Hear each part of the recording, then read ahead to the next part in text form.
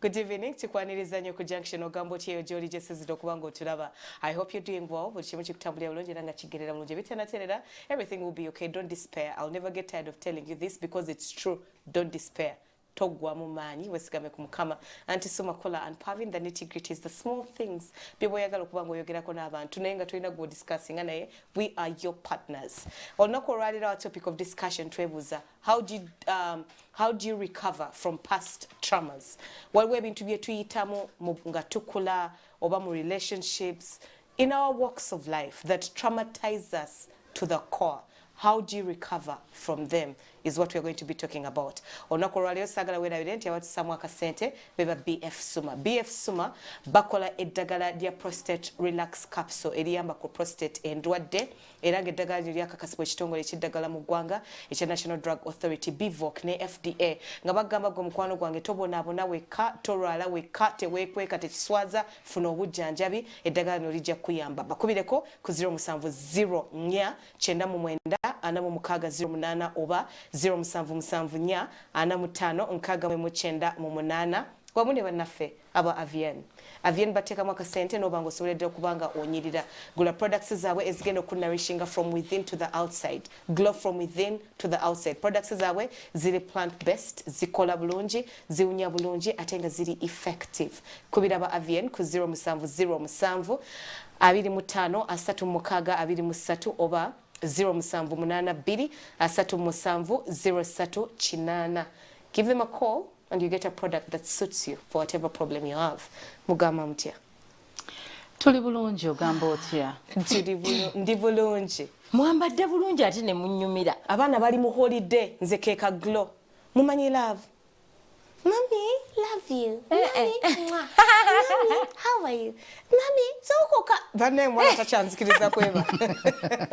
Ati ruri wakera ekyo kyekintu ekikufuula maama. Bless the Lord. Yes, kyekifuula maama. And you know. Teri kinyuma kubanga omwana ye. First of all, I have a question. Is eczema like can it be passed on from Ngabakoteko? I nakarash kefuna from the pool by in a swimming class. Oh, yes. Kati kagenda kakulu. Chokuwa kasabuni kamuyambeko. Anti swali na tuwale hapo. Yes. Omsi atutoka sente yobana wange. Asobola okubanga na eczema. Kama agukoe. Kyetaaga osooka n'okebera mu clinic. Oyinza n'osanga reactinga ku chemical eri mazzi. Oyinza osanga kati nga yali kati kagenda kakula. Oba kisente. Asobola okubanga ya reactinga oba. Why are you smiling like that? Do they share towels? Kubanga asobola okubanga samu yaye. Asobola okubanga ekijjunabuzago. Kati olaba n'abaana. Kisente kiba kina kye kigamba. You know ekiri ku baana ekisesa era ekinyuma kye kino. Innocence yaabwe ebaleetera okwesiga buli omu. Kati mu baana bayinza okubanga buli omu alina towel gy'akozesanga amaze okuswiminga naye ng'alina mukwano gwe. So sharing a rush just kayinza n'ogenda so weetaaga specialist n'asooka akebera. With kids no skin specialist aba asobola okulaba. Nagamba kali kungulu. Bwe kiba nga kyakebera blood ne bakebera. Don't take chances. So by the way kagenze kagejja kamusiiwa. No, tekamusiiwa. Nasobola okugenda nga kagaziwa. Ebubanga bisente. Ketaaga kebera. Naye ate so abaana bwe batyo. Anti so olemedde ku nsonga y'ekisente kitegeeza. Bale tugivuddeko. Ekisente. Bwe sente kitegeeza. Had missed the point.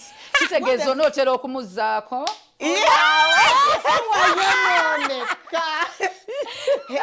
Panete mwete abantu bagenda kumbalire nako nfudenze bana. Nete tebajja kubala natubala. Barenewe nakyo okubala siku. Nakyo kyebaliza Mukama. Ngonyumye. Olugoye olwo lulinga olulimu ekinyarwanda ate ndaba lulimu ekibritish. Sizikutegedde ugwawa.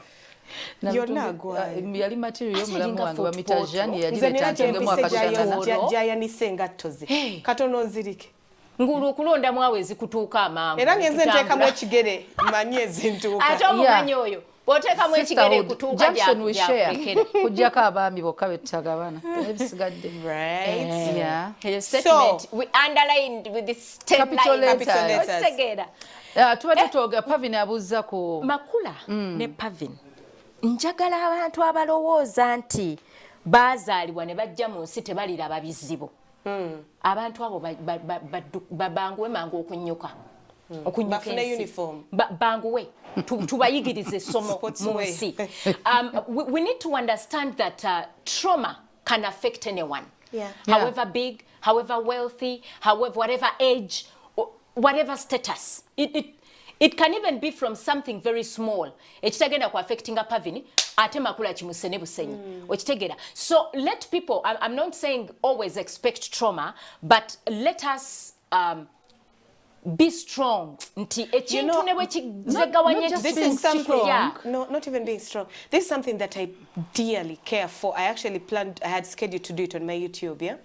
Because there are things that we go through alone. There are traumatizing things that we go through and no one even talks about it. Or even when you talk about it, you're victimized. Like, I wanted to do something and just let them know that we know you, we see you, and we care. Usually, chensoka ku bantu abali traumatized.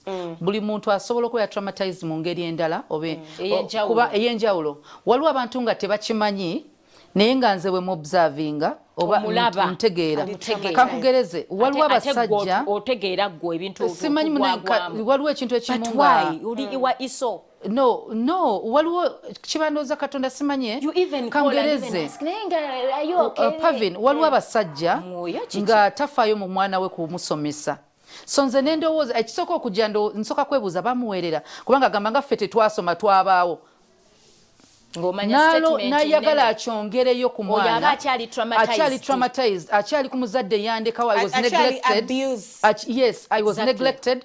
So nino okuhiringa looza alina kikola mulala kati wali abazadde batyo naye kyenjagala abantu bamanye ffenna abasinga tulinawo we twayita eyinza okuba extent nnene nnyo oba nga biri different naye osobola okuba kangereze ku baana abalenzi abaana abalenzi bakyasinga okuba traumatized ate baba victimized like Pavin said nti omwana omulenzi basobola omukuba ne mumugaana okukaaba because mulenzi omuzadde n'afa tolina kaaba oli mulenzi gwe olina okugumya banno olina okuza banno kati banaakulaba ku ssomero n'abeera abused takaaba tasobola fightinga back tasobola kwogera because he's a boy.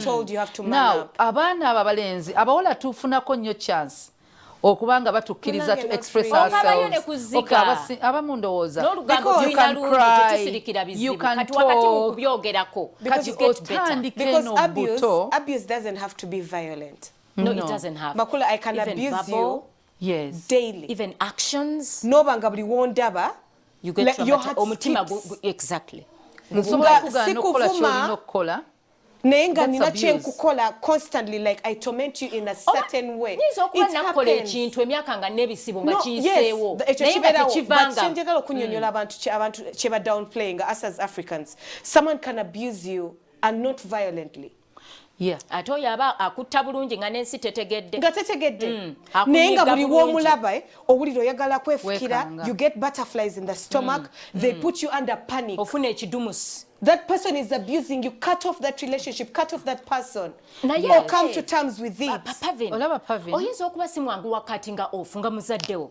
Nga yakulabirira ng'obeera naye. Omukati ng'otya ofu. Okujjako depends. Kati olaba Pavin kyeyogedde. There is a girl gwe mbeera naye na mujja ku muzadde nga mulaba ne ku church omanyi omwana alaba mami ye n'ayagala okuba nga yeekanga nga abayanga ayagala okwekweka naye teyeekweke gw'alina okubeera naye so ne mugamba naye mpaka omberekokko naye for some time nangamba ye anjagala era naye njagala kwogera naawe omwana akuze ali 13 years akyafuka ku buliri akola kino na kino apama mu ngoye now ewuweera abikola ebyo batereera tebabiddamu tudde mutwala ewaka nentuka n'okuba nga nina obeera naye olwe kati lwaki omwana ngendo kizuula ng'ewaka bw'omuyita erinnya lye yeekanga bw'oyita erinnya lye yeekanga kuba bamanyi bagenda mubuza wasemye amazzi wakoze kino bwe muleeta ebyokulya ewaka buli omu ali free ogamba kiriwo ekyange tali asigala bwe mutamuwa kati lumu mubuuza ne mugamba sooka ombulire daddy wo ali atya naga anti yo si daddy wange nze okay bambi sweet love nemugamba lwaki toyagala kubeera kufuna byakulya nga banno nzikirizibwa bifuna kitegeeza ewaka ekiriyo tobikwatako byabatobo kati nkirealizinga nti ye first born awo ate abandi badde abamuddako abasatu ba musajja mulala mama be baana kati bamama abamu tusobola okukikola n'ogamba neddaleka bali balye bajja lowooza babako kumba omwana ono oli mumuneglectinga naye ate oyinza n'okuba okikola tokigenderedde pase oyinza n'okuba omwana ye first born naye nga batobe ba musajja we omutaata y'omu naye era ng'omwana ono talina bulungi mirembe parenting y'abazadde oluusi nayo etraumatizing abaana ekyo omuzadde amutraumatizinga ayinza n'okuba tamukuba yalowooza ali muparentinga mugrominga kuba wambiza nammwe abazadde abakomawo abaana ne babadduka ne babeekweka we are not lawbreakers tubatya find out lwaki omwana akutya lwaki bwetuli bwatyo ojja ne tulongosa ne tukola ffenna emirembe nye there is a reason like abazadde balina engeri gye batukuzaamu nga tulinga bali mu military camp of there is no affection shown there is no communication it's either this or I'm beating you or you've broken the law now eyenkuza emenya at the end of the day yes like abaana tubazze let's do better. True. Because let's do better. Like when you grow up, give them a pat on the shoulder. It takes small things for them to realize. Hug them or no, but small things like appreciation, a thoughtful every gift. Little thing they do. Remember their birthdays.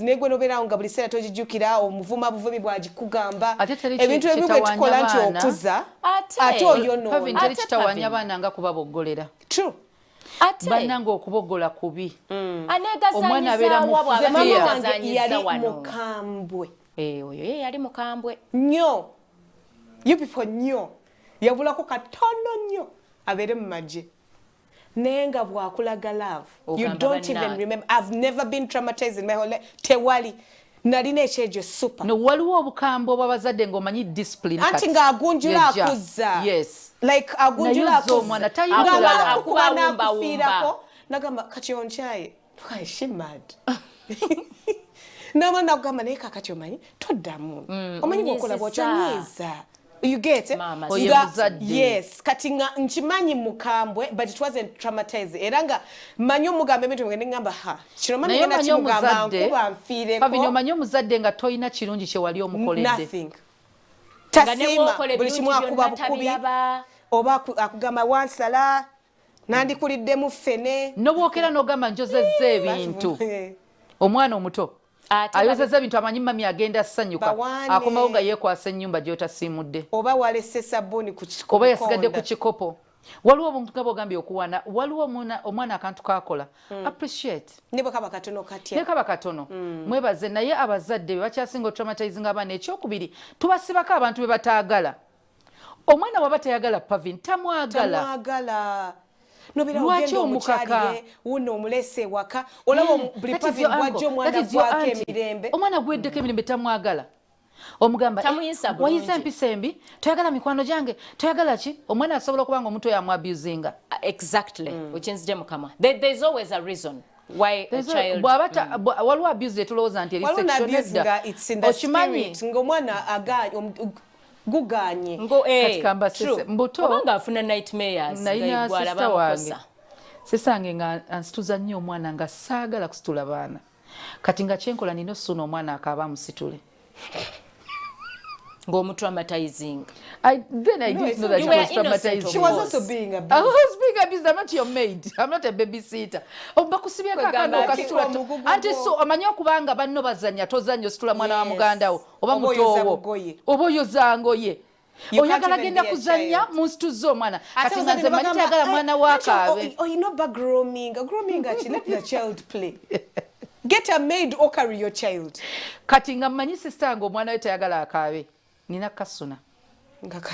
Kati agenda ogamba naye omwana ono takwagala nga kakimanyi nga nawe ogamba wekakwatira nkasuna kati nga n'omwana bambi yaŋŋaana ebyaddala nozanga manyi buli wajja mu mikono gyange asubira omusuna kati nga kinnumamu naye nga njagala kuzannya bannange bazannya sizannya nze siri babysitter omanyi abaana babeera mu nju kubanga ye first born ne bakusituza abaana goba twala ku ssomero tonna tukana kubanga olabirira mungeri ya love yonna talina mungeri ya affection kuba teyalina bubudde halandisu yali mukulera banne kubalaga kyekituufu kuba order you become a parent. You get it? You become a junior parent. Like omwana nabanga ngatai you people, let's do our I know it's hard because ebintu bino betwogera ko lusobo kikola mu love. Nga tugenderedde. Niyo mwana omulenzi nakulanga talina emotion. Anti see a domestic violence because yes, yakula na batata wako. Eranga yamanyi the form of love. Mama yenga bamukuba nasigalawo. Era ulira basajja agamba omukazi batamukuba batamanyi nti he was abused. Yabirabanga mu abazadde balowooza nti abaana bato you're always having your conjugal things in front of your kids. Omwana nakulanga anytime everywhere. That is all they want. Ni webuza mwana yayononeka kinga wamuonona ne chiregisteranga mu bwongo. Yamulaba wa mami na daddy. Thank you. This afternoon I was in a certain school, rather this morning. Omwana najja nangamba Auntie Sue, I want to talk to you. Nemugamba hey, okay, I'm going to do marking. But is it urgent? It's okay, but I'll see you next time. So omwana kasangamba I want to talk to you. Sagala chi postponing because I don't know for how long. Exactly. I don't know for how long they've been keeping it. Kati netugenda netwekweka. Nangamba Auntie Sue, let's go somewhere and hiding. I am very sensitive. Netuyingire motoka manyinze motoka yange malira bingi netutula ne mugamba mwana wesi wano ngabola bo mwana nga mujimumuko nangamba Auntie Sue, there's something I want to tell you, but it's really it's a terrible thing. Every time I even remember I feel very, very traumatized. Nemugamba, what really happened? It was a certain school, a teacher raped me. I said, what? Nemubuza chitawa chimanyi. No, my father is actually an officer, police officer, but I can't tell him. I can't even tell my mom. Kati nemugamba, you know when such a thing happens, you always need to find a person you trust to talk to them. Nangam Auntie, it is you I trust. Like abadde akiterese for years. P4. Akiterese for years. Nangamba Auntie, it is you I'm trusting. It is you I'm trusting. Immediately natandika okaba. Nangamba Auntie, so I dream this teacher every other time. Mulaba. Kati nengamba mu mutima gwange nti.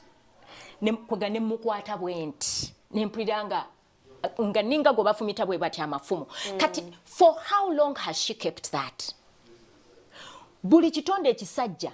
My father is too busy for me. He comes back very late. He's too busy. He's too tough. I can't even begin telling him. Oh my God, he can beat me fast. Kati omuzadde okwera nga omwana gwe mu kifo kya love gwe nga akulowoleza nti you're not even a rescuer or a security personality to them. But you are someone who will even make matters worse. Ekintu kino ekyogamba nti gunjulanga bwozza. It is very important. Nawe nga bw'onobeera n'omwami wo bane mukyala wo ne muyombamu naye ne mwezza. Ne muyombamu ne mwezza. N'abaana bakyetaaga. Tulina omukyala gwe twasiba. It's so bad. Mukyala gwe mwasiba. Yali maama wa mwana. Mwana wa mwana. Maama nga kaŋŋambe ndi mukozi wa Pavin. So nezija ne muwala wange. Ng'omuwala ali 8 years. Ewaka waliwo omulenzi ali 16. Omulenzi na raping omuwala. Owa 8. Owa maid, yes. Bino ba maid abagira. Maid yajja n'omwana we. Yes, ne bamuwa boy scout abira ne muwala we. Omulenzi we waka 8 years. Omulenzi na raping. Omwana we yagamba maama we. Namugamba bagenda tugoba tetulina kyakula tulagawa. Yes. Why that's what I would you wanted to do talk that? about. You sacrifice your child for a few shillings? No. She will never forgive you. Mama na agenda n'agamba mama w'omulenzi. Namugamba nsabayo ssente mwana wange mulwadde tamubuulira. Omwana avunda. Asaba busabi ssente nga bw'onogamba mpaayo ez'omwezi ogujja mujjanja biki. Kati omwana omulenzi bwe yategeera nti ono yamugamba. Omulenzi n'afuna ssente n'aba mama w'omuwala. Bamutwale bamujjanja biki. Amuddemu byakwebba. Omwana teyafuna treatment emala. Tutegeera tutya akaana kadduka waka to church. Katuka ku church omanyi wano okoye service ewedde. Omwana n'akwesibako mami Susan njaga kwogera naawe biki adduseeyo. Alabe waka alaba ku church mukola programs church galo ndabaki njagala kunnyamba ekana adduseeyo. Nfuna the whole story. Nimugamba is it true nangamba yes ne tugenda ku police. So tugenda ku police ne bagenda ne arrestinga maama we gwe basooka. Ne bakwata n'omulenzi. Maama n'ayogera byonna. Just imagine omwana we bamukutte. olw'omulimu temulina bwe mulaga anti embeera n'olyoka ogamba at the expense of your child. Will your child ever recover? Bw'otasoosowaza mwana wo olisoosowazaani. Kaakati ate ndowooza ng'abalengera nga oluvubuka luno olusolobyo alulengera nga lusaalimba lugenda okumwongera. Ye kati nga maama lwaki teyeeteekawo ye ne babikiggwera ku ye. Why would you sacrifice your little girl like that? By the way, sexual abuse is so yes, parents need to be careful. Like what I would want to talk about sexual abuse and sexual violation, it's important for us all as a community to be more emotionally available. Nti nekino kyenyini kye tulimu. Nti omwana olaba engeri gye tumusaasidemu agenda kutya okwogera because they don't want to be a pity party. Nti oli bwana gamogenda ga how tufudde bannaye. No, let her talk. Like I won't even look at you. You need to find someone and we talk. We need to give them a platform to talk and to let them know it's okay. It's not your fault. Yes, exactly. You are the victim. Yes. You are violated. Kati omanyi mama olowoozesa otya omwana wo. Exactly. Ebibyo nabina bwe bijja biberawo onagamba yenfa. Bribinga ne babata. Oba wagenze ne weetega omwana w'abendi. Oba wakoze eki omwana w'omuto. Mama abayetega kyata nafuna na buhipusi bwategesa ku bino ekyobulala abuse ne y'abazadde abazadde tulekerawo okwesiga abantu n'abaana baffe kati tulekerawo okwesiga abantu n'abaana baffe bali mu abusinga waliwo abaana b'osanga mu kibuga nga batunda bogo yabikyewe bityo naye ng'omwana agamba mama we yamuwasenga we talina na bwaddayo mama ali mu kyalo ali mu kutembeeya bintu so how do you ali ku recover street from that kind of trauma because trauma tetusobola nazima like nyingi. No, I feel very dirty, and you know, yes. I had vowed that because I've been seeing girls supplying themselves to boys, me I vowed and I swore that I can, it's only my husband. But now I feel dirty, I feel like someone took a piece of me. Nemugamba, you know what? First and foremost, get to terms with it, that it happened. You cannot change that fact. It's reality. But then again, you can be a virgin again.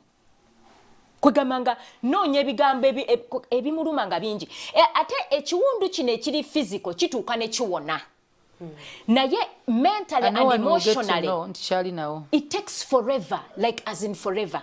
Nemugamba, you know, first of all is to accept that it happened. There are people crying who go and for worrying family gatherings. It's not going to change. Nabanga yagala kaba mama nasangayo eyatwala innocence oba yamuvuma oba nga alina kye yamukola oba alina kye yamuyisaamu oba alina kye yamulemesa. Let me tell you, sometimes our abusers are our relatives. Sometimes our abusers are our parents. Naye oluusi, for you to heal, you need to stay away from those people. Kabe relative atya Auntie Sue. Kabe nga ayenkana atya. Trauma revisited is unhealed trauma. Do you know that? Every time you revisit it, it doesn't go away. And talk about it. Talk about. The more you talk about it, the more you like it. And the other thing that I want to tell people is, you don't have to wait for an apology that may never come. Another way of healing from trauma. Forgive yourself. Forgive them for you immediately. So that they are the monsters, they're the ones that have a problem, they are the abusers. It is not your fault. It's not you. So instead of being there, ngabuli said orinze apology, ogamba kale singa netondera, kale singa are recognizing ensobi, there are people who will not even recognize that they're in the wrong. Kubanga waliyo asobola waliwo apology gyoyinza okunoonya n'agireeta naye nga takimiinize. Nakyo ne kikuhatinga buto.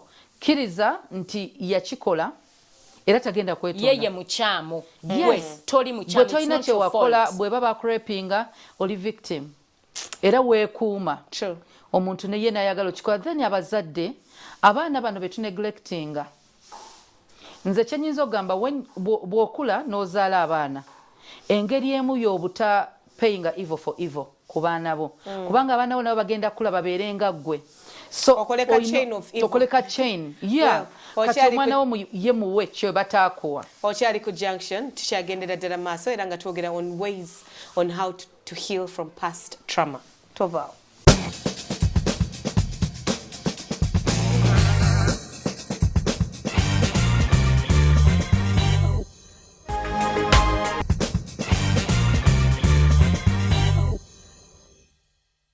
Okyali ku Junction tukyagendera ddala maaso era nga twogera on ways on how to heal from past trauma. Auntie Somakula and Pavin, you could take it to our Facebook page as well and let us know.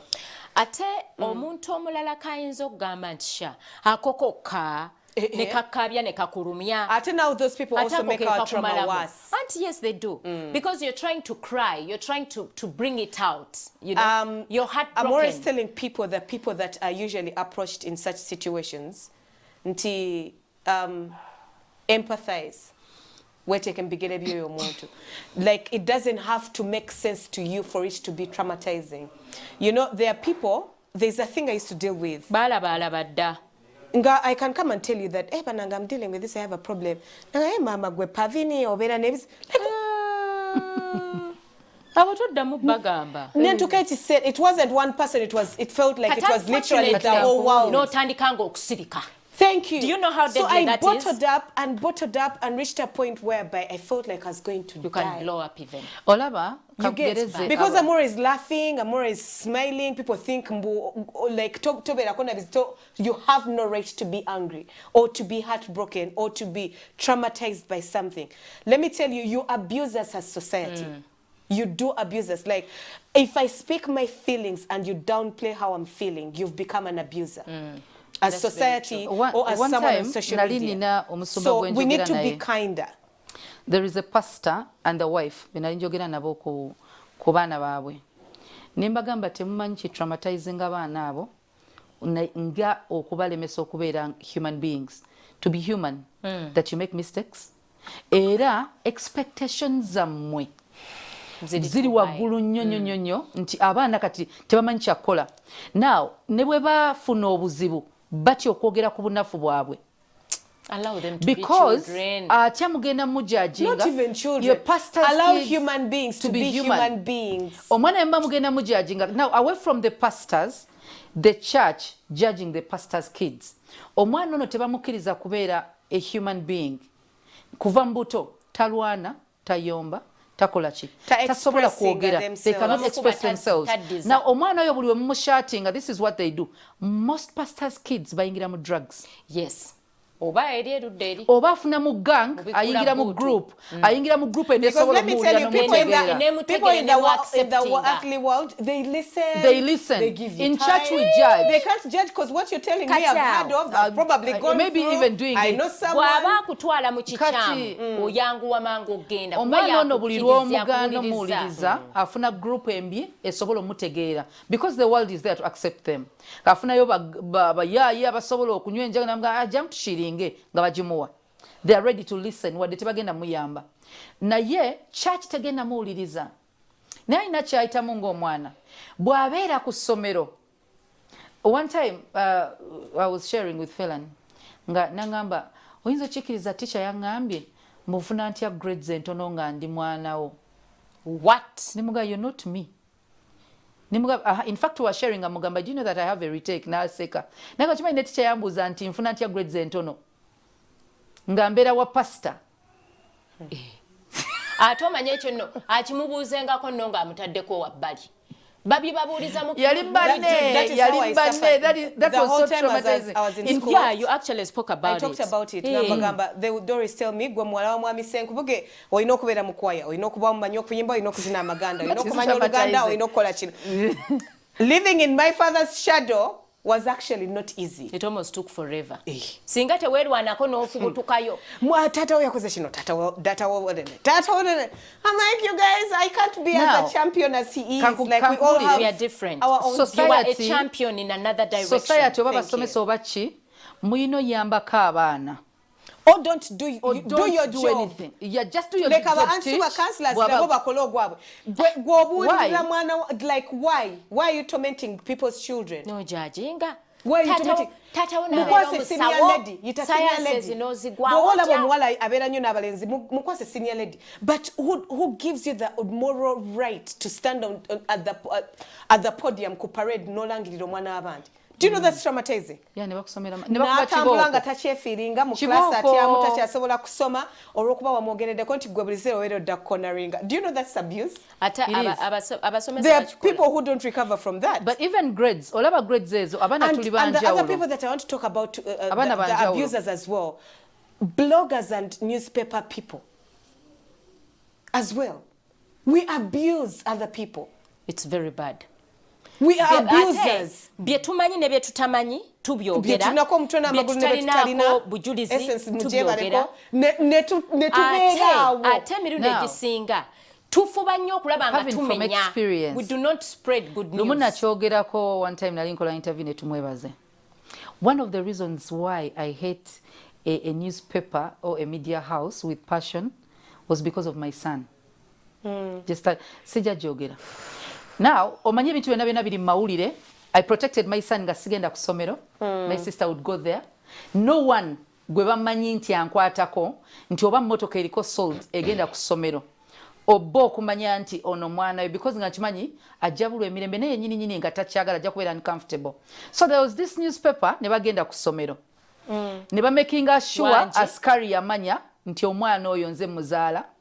Ne bagamba tuli wano mama watusindisa walo storage tunoonya. The boy is below 18 years. Why did they call you twagala kwogera na director wa ssomero, twagala kwogera na director wa ssomero, kwogera ku mwana performing atya biki experience ye okubanga makula ye mama we. Askari got to know yababuza omwana yani. They knew the names because nali ngoogerako. Bulijjo ya muzaala. Askari got to know, some teachers got to know biki. Now you're protecting yani. The headmistress of the school. Nabagamba oyo omwana asomera wano nga simumanyi kamalo buuza. Thank God. She knew. So n'anonyeza ne bamugamba yes asomera wano biki. Nabagamba I'm sorry ne bw'aba asomera wano to protecting omwana. Paka ngo muzadde we yazze. Naye simanyi oba asomera wano. Naye ne bwe yandibadde asomera wano. Teri muntu akkirizibwa ku accessinga mwana oyo kujjako muzadde. So back to the bloggers and the newspapers. Those are the newspapers. Is that piece of news worth it? Because training, yes, you're going to be paid at this particular moment, but 5 years down the road or when you grow up, is it worth it? Is it really worth it? The tears that the people you've made cry, the hearts you've broken. I remember there's a time this babe, Mucharawa Kobe Bryant, she found out that her husband and child had died from TMZ.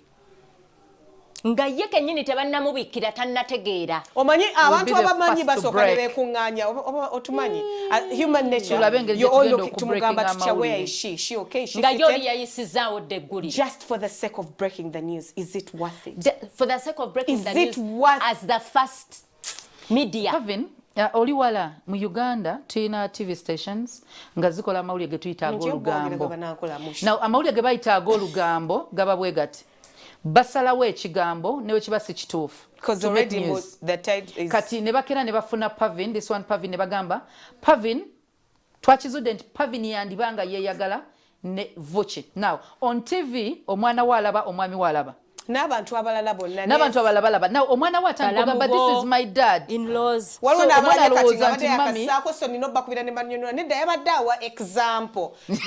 That is how now buli omwanya bwagatwala bandikolerako olugambo ne batateekayo bifaananyi byo bwe bateekayo ki bategeerere ddala nti bw'abadde tamumanyi mwala wa gundi bateeka jjajja w'omwana ne baleeta omwana bambi alaba mwala wa gundi omanyi nti ensi yonna baba bagiswazi ne baleeta bufaananyi bamuli mu lodge abaana bali awo bambi abaana basoma amawulire bataddemu bazadde babwe kubanga omuntu ne bw'aba yakikola. Exactly. Why are you making it news? Exactly. Forgive anyway, them. Where is your human nature? Tebagenda kyuka abamawulire. Your abusers. No, they could.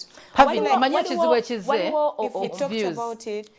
Waliwo munnamawulire eyetta eyetuga yagenda bino omanyi hunger places biki oyo nakuba ekifaananyi yafuna ne award the best picture the best image kati photographer oyo nakuba ekifaananyi nga akaana kali malnourished oba ekyo ekigambo exactly nga kabulako kikuba mukono nga kabulako katini bwe kati naye nga waliwo enzige wali ensega terya kiramu ng'erinze bweti ono wakutukira bapa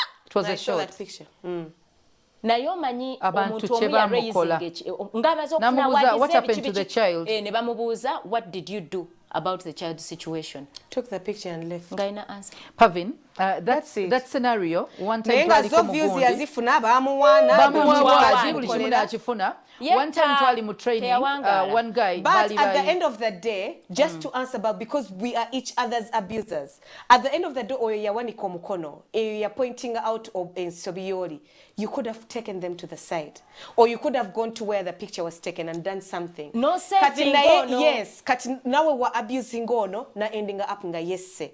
Let's be more aware of the impact of what we do. Let's be empathetic. Waliwo we nali mu training bali ba UNESCO nga batubuuza bya mawulire. Guy natubuuza ya training anagamba waliwo scenario osanze omwana muto myezi oba myaka nenga libiro 5 years ngalo omusajja amrapinga but you have a camera. What do you do first? Osoka no mala you have your phone to call the police. Oli muntu mukulu osobola olwana and you have a camera. Kiriwe ekisooka. Babiri feka baga tutaasa mwana twali bawala nagamba it's because muli bawala mulimu ekyamaama kiri because let me be honest abalala bonna ne bagamba let me be honest nsooka kuba kifaananyi evidence seduvuto bwe yeegaana evidence naye ate tomulinda kale sinnyo naye nga pictorial proof njirina eno omwana bamudamaging. I'm sorry and so I'm being truthful I need proof kati bwokubira police nakugamba nti buli omukazi yagamba ng'owamawulire ne bwe nandigenda ku police nina okuwa proof. That's it. But as a mother, era yatugamba because you're a mother, you're a woman, kiri kyajja. Abantu abatakutte bifaananyi bya evidences ez'enjawulo emisango egiwangudde mu kooti. Humanity. Tebawangula misango. No, human. Because njagala nnyo okubemu akafaananyi ng'omuntu akukwatako directly. Era omala kulinda. Nze gambye social media yatujjira abantu basanga omuntu nga bamukuba bamutta ne basooka bakwata video. Okyali ku Junction tukyagendera ddala maaso twogera on how to recover from past traumas. Take it to our Facebook page, Tovao.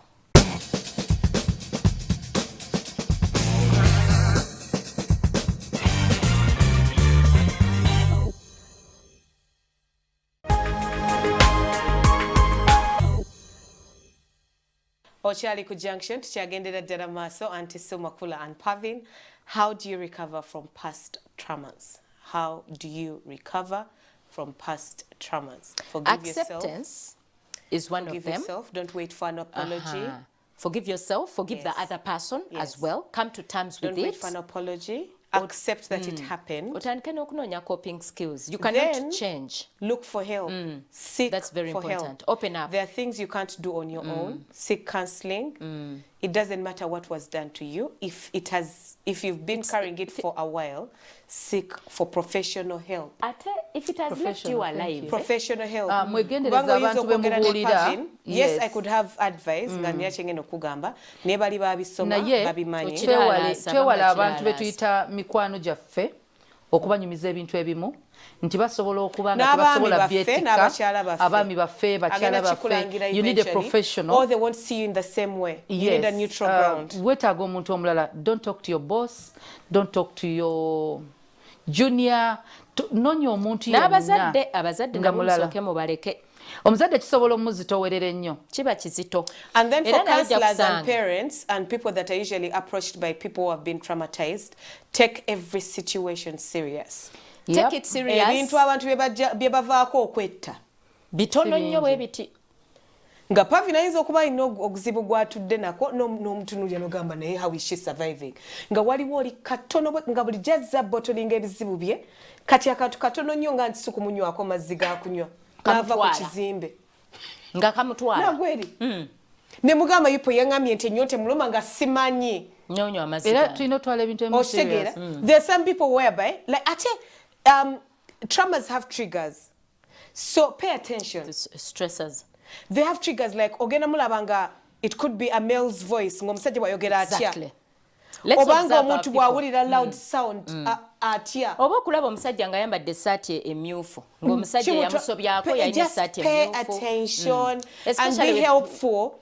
And every time something like that happens, if you're close by, tell them it will be okay. Let them go through it all at that particular moment. with them, tell them it will be okay. You're just reliving a moment. It's not happening right now. You will be fine. You can snap out of this. Time doesn't heal. I saw this. I've been dying to say this. Thank you for reminding me. Time doesn't heal, but time helps you live with whatever it is that happened. Yes. Nakalaba ku TikTok omusajja explaining anagamba, now what used to bother me the most was, okay, not the most, I don't know how to say it, the death of my mother. You all know this. But Kati, if it's a black dot like this, you get more memories with time that keep circling or going around that dark spot. So it becomes... Now, it reduces in size, so it reduces in impact. So when people say time heals, it means time is going to give you a chance to recreate better and happier memories. So give yourself a chance to heal and give yourself a chance to create better memories that help you and look around you. There's so much people you who can, love you. Yes, there are very many people that love you, but there are also so many things that you've been able to achieve. You know, so you can't afford to, you can't keep focusing on the negative. You always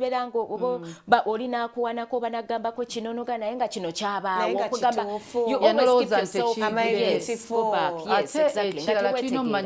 Focus on the positive things. Which the devil is fighting. Alina wateringa kati ya controlling your thoughts. Exactly. Na yecho inomanya, it might be hard. It is hard. Okubanga nti ochivako, but it's not impossible. Chijja tuka chigende. Chinza n'obutagenda complete yetuka n'olabanga techicha kosa. Abamuga techivudde wonyo. I saw a clip somewhere whereby someone is saying, I see you if you try to be funny just to console your inner sadness. And I felt so bad because it happens. There are times when you're in a space of sadness, of pain, of sorrow. But because ndinamwe, I don't want to rain on your parade. I don't want nenesasawo nencracking up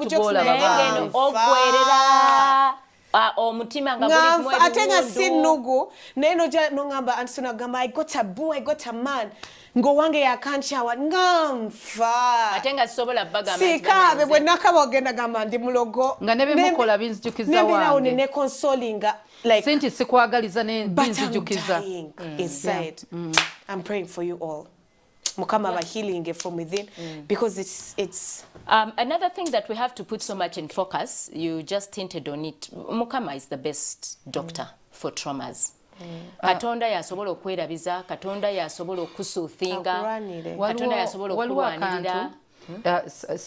She's called Pretty Brainy. Pretty Brainy wife. Yes. I'll send her this clip.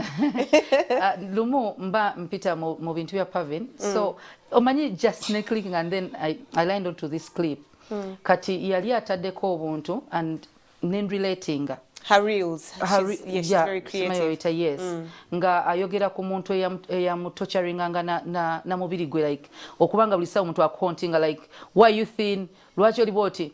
So I remember one time ngomuntu achi nga mpulira chintamye nintandika okulya nebigana I was so small nendya bisiike nolya ki kati nga ndaba ngenda kulwala nga byendya tebingeza ninga there is this one person yagamba lwaki oli mutono kati sawa lwaki oli munene like nkole ki what do you want. So wali abantu bamunga omwana omuto anti-counselor agenda kugamba don't listen to them no my dear they get to us you could listen why but you don't fat, take what they why say why this kati waliwo omwana omuto ali mu ssomero nga waliwo abamugamba, why are you fat? You're supposed to be fat. Or why do you have breasts? Why have you gotten your periods now? Like natural things. Taina control. Omwana alekerawo okulya nga ayagala akoge because other girls are small. There's someone who posted something in Nagamba. I remember when we were in school and people used to abuse us with big lips, and right now everyone wants them. Like tetumanyi chiche mwagala. Yeah, there is a time everyone was talking about being small, okay, small bums there. Nga wegumyako naye munange slender. And then there's this man accounting. Get jako. Pera konga bakazi bano. No, I'm with you. Ndi mukazi wo. But for us men, we want a little bit of beef. I'm small. Want wala ndi mutono. Mbujagala kakusho ni kachi gendo kachimewa. waliwo omuntu akuyitiriraku ate n'ekirala wagenda okunfuna nga siina mulimu nonangira buli seera lugwokomyewo leti oba wamwe mwalemererwa like wanonyaako omulimu si kale omusajja nakusaba ekiwato kyotalina wabula yalekayo ab'ebiwato najja akima ekikyo abasajja ennaku zino batabuse n'ekintu water something whatever sagala byogera naye like omukazi bambi n'abulwa emirembe n'anywa buli kimu kyalya buli kimu kyakola kiri ku sexual life engoye nga zirimu hips within bambi omukazi aganye already mufumbo kati mutuuse eri mweyambudde nga teteri kantu no waliwo kubanga secho anti si waliwo no nga mwamiwo nga wazaala n'omuyonseza abaana akutomentinga ku saizi y'amabeere go gendako naawe ku jimu hormones zakyusa biki but why banno tobalaba baani abo beweegomba I think let's emotionally omuntu n'akwabusinga nga tokkiriza nti oli mulungi naye nga yakulina tolina gy'olaga n'abazadde abatu comparing with our siblings and cousins and children of us saying your cousin Auntie Sue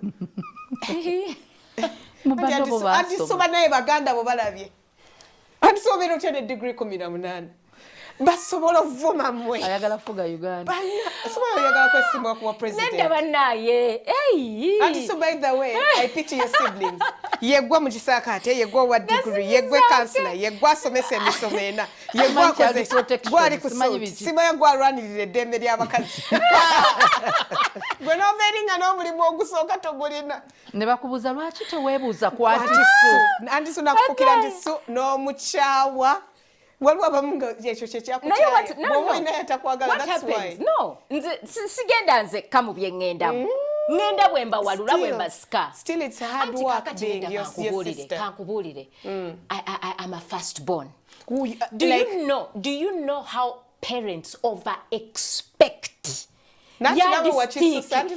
sikukisusa naye